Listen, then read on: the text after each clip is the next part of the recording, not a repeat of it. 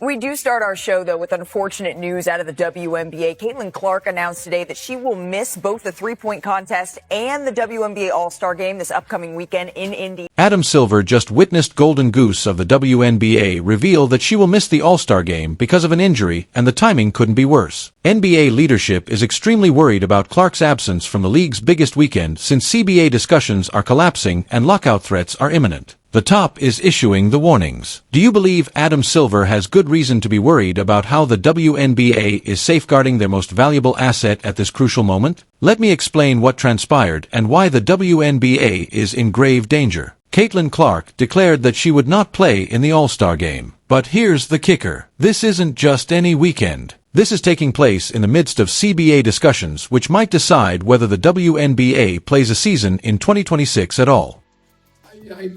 I'll leave the specific question about the foul to my colleague, Commissioner Engelbert. I mean, I other than as a fan, obviously, it's nothing new in basketball that there's sort of welcome to the league moments, especially for heralded rookies. But of course, I want to see Caitlin treated fairly. Adam Silver has previously said, "Of course, I want to see Caitlin treated fairly and appropriately in the league. It must be troubling to witness the biggest star in the WNBA miss their biggest event because of poorly managed injuries. It's not just friendly advice when a commissioner from a partner league openly voiced concerns about player treatment. It's a warning shot." Out there, she would be. Shortly before the show, Clark released this statement through the Fever's social media account saying that she's so excited for Indiana to host WNBA All-Star this weekend, and that she says she knows that this is going to be the best All-Star yet. But she does go on to say how incredibly sad and, quote, disappointed she will not be able to participate, adding, quote, "I have to rest my body.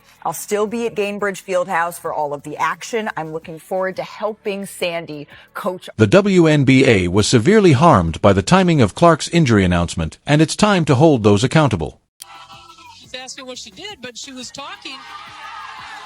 We saw that with Copper the other day against Seattle, where she got a taunting call. Clark never stopped clapping. As commissioner, Kathy Angelbert has completely failed to safeguard the league's most valuable asset. Angelbert has been publicly criticized by sports reporter Christine Brennan for her difficulty discussing Caitlin Clark and her tendency to respond with Caitlin and Angel when asked about Caitlin. She was questioned about Caitlin rather than Angel, But in terms of the comments, in terms of the way the commissioner, Kathy Engelbert, who I've known and I like, the way she has trouble talking about Caitlin Clark, or if she's asked about Caitlin, then she will say, well, Caitlin and Angel. Well, she wasn't asked about Angel. She was asked about Caitlin. This incredible inability to deal with the facts and to state the obvious. It is astounding to me. The biggest star in the league is meant to be promoted by this commissioner. She can't even bring up Clark's name without deflecting to other players. Leadership is not like that. That is the pinnacle of organizational incompetence. The statistics reveal the harsh reality of what occurs when Clark is not in the starting lineup. Since her injury, the average number of people watching Fever national TV games has decreased from 1,810,000 to just 847,000. This represents a 55% decrease in nationally televised WNBA viewing. Millions of dollars in lost revenue are represented by that 53% decline. And Angliard is sitting there acting like everything's fine. Let's talk about the officiating fiasco that led to this moment. According to Chinese iologist Dr. Lucas C. Hare, since the first day of play, 141 players have been injured. Teams have only played 44 games apiece, and there are only 179 active players in the league. That maths is so crazy that Angelberg ought to be calling for quick adjustments. Instead, she is handling this issue with all the solidity of a silk robe. Ball handler. There's a grab, there's a hold,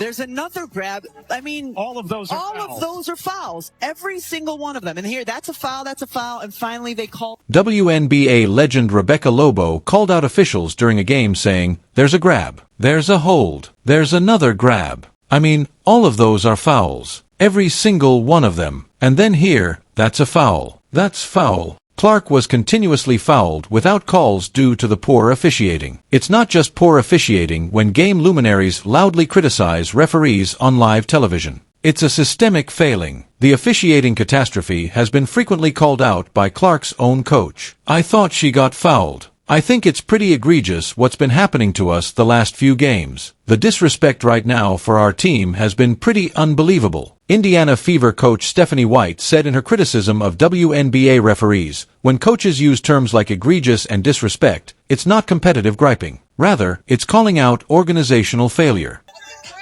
Who is played 9 years in Indiana and now on the stat. And that's a live shot now.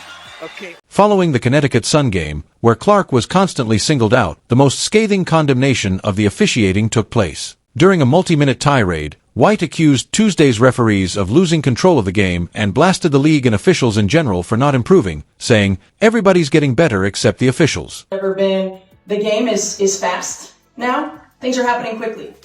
Everybody's getting better except the officials. So we got to find a way to remedy it. I mean, you've heard every coach talk about it, so I don't know what the answer. Every year at our league meetings in the autumn and spring, we say the same thing over and over and nothing has changed, she went on.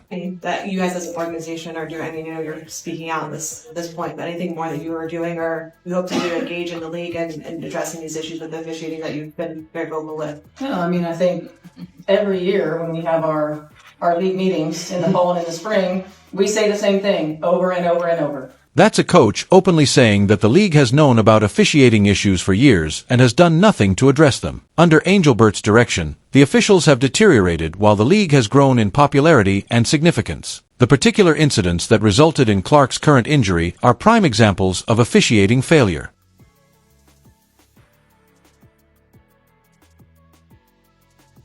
Even Clark's brother, Colin, blamed the officials on social media, tweeting, "Make no mistake.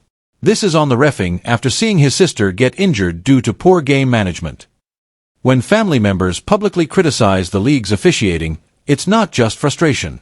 It's a family watching their loved one get hurt because officials won't do their jobs. Angelbert's response to these officiating concerns has been utterly pitiful.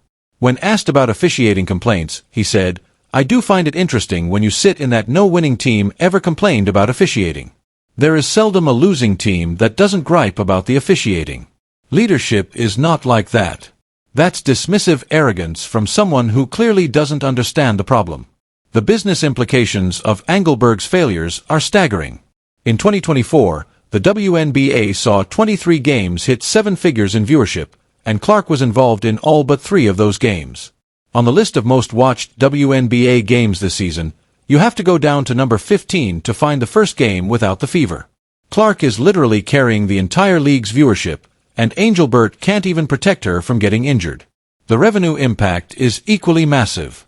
ESPN experienced a 170% increase in WNBA TV ratings, with viewership increasing from 454,000 to over 1.2 million average viewers in 2024. ESPN achieved 133% TV ratings increase from 2023. This is all because of Clark, and Angelbert's inability to protect her is jeopardizing hundreds of millions of dollars in future revenue. The pattern of missed calls and dangerous play has been going on all season. Tuesday's game between the Fever and Sun finished with 5 technicals, 3 players ejected, 2 flagrant fouls, and 1 huge mess. Yet, officials failed to control the game from the beginning. This wasn't one bad sequence.